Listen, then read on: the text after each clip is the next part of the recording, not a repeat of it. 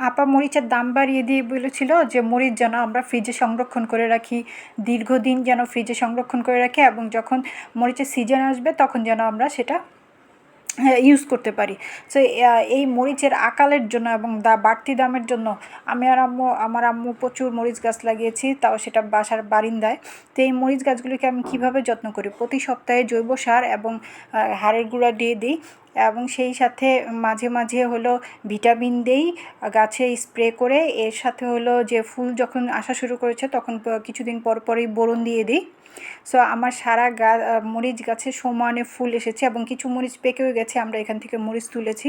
তো আপনারা যারা মরিচের আকালে ভোগেন তারা বারিন্দায় এরকম সুন্দর করে মরিচ গাছ লাগিয়ে যত্ন নিতে পারেন। আর অবশ্যই পারলে কিছু গোবর ইউজ করবেন, আমি এখানে গোবরও কিছু ইউজ করেছি। তো এর সাথে আমার আর কিছু গাছের কিছু অংশ দেখাই, যে আমি পুঁই শাক সামনে, তো পুঁই শাক সিজন আসছে, তো পুঁই শাক লাগিয়েছি, এবং সাথে আছে হলো ধনেপাতা, বিলাতি ধনেপাতার গন্ধটা আমার খুব ভালো লাগে। আজকে এ পর্যন্তই। আমার ভিডিওটি লাইক দিতে ভুলবেন না এবং ভালো থাকবেন, পারলে কমেন্টস করবেন। আল্লাহ।